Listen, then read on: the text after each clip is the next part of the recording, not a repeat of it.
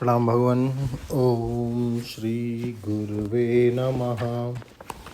ओम अखंडमंडलाकारं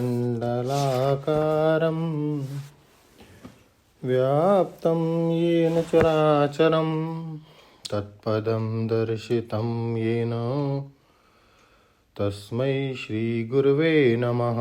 ओम शांति शांति शांति। ओम ब्रह्म ज्ञान और उसकी साधना द्वारा स्वामी अखंडानंद सरस्वती जी महाराज द्वारा भगवान स्वामी जी मद भक्त एतद विज्ञाय मद भाव्यो उपपद्यते की व्याख्या कर रहे थे।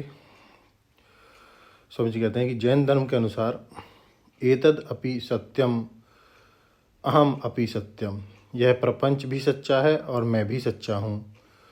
तो सांख्य में और आहर्त दर्शन में यह अंतर है कि सांख्य में प्रकृति के साथ जो पुरुष का संबंध है वह अव्यय के कारण माना हुआ है, और जैन दर्शन में जो संबंध है वह वासना के कारण माना हुआ है। तो जितने जितने निर्वासन होंगे उतने उतने शुद्ध हो जाएंगे। और जैन मत में आत्मा परिच्छिन्न अणु है और सांख्य मत में आत्मा परिच्छिन्न विभू है। माने सांख्य मत में प्रत्येक दृष्टा अंतःकरण से संबंध होने के कारण ही अपने को परिच्छिन्न मानता है, स्वरूपतः वह पृथक पृथक अगणित विभू है। और जैन मत में जीवात्मा जो है वह कर्ता है और कर्म के अनुसार छोटे शरीर में और बड़े शरीर में स्वयं बढ़ता घटता प्रवेश करता निकलता है। बौद्ध मत में एतद और अहम दोनों मिथ्या हैं।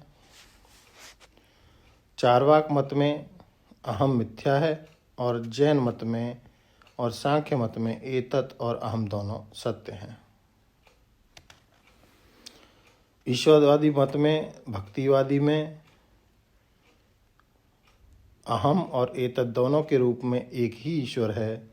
ईश्वर का ही सब विलास है, ईश्वर का ही सब संकल्प है, ईश्वर का ही सब विशेषण है, ईश्वर का ही परिणाम है, ईश्वर की ही भक्ति है, ईश्वर की ही शक्ति है। ऐसे करके ईश्वरवादी मत और यह जो वेदांत है उसमें एतद और अहम दोनों एक अधिष्ठान में है।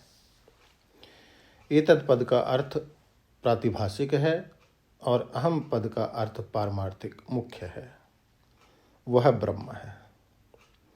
यह आपको प्रक्रिया सुनाई।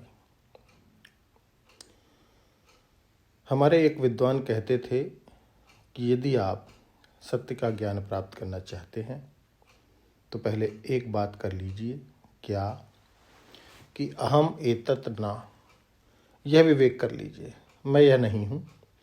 इस विवेक में अगर जरा भी कच्चाई रह जाए तो अहम में जो अध्यस्त परिच्छिन्नता है वह मिटेगी नहीं। यह ब्रह्मज्ञान के लिए पहला कदम है और जरूरी कदम है। अहम एतद न, मैं यह शरीर नहीं हूँ, मैं यह अंतःकरण नहीं हूँ, मैं इस शरीर अंतःकरण का बीज नहीं हूँ, और व्यष्टि समष्टि दोनों एतद हैं, मैं दोनों नहीं हूँ।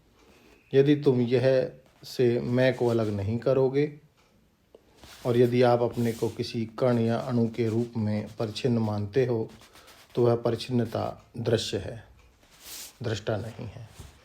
और यदि आप दृष्टा में भी अनेकता मानते हो तो वह अनेकता भी दृश्य है।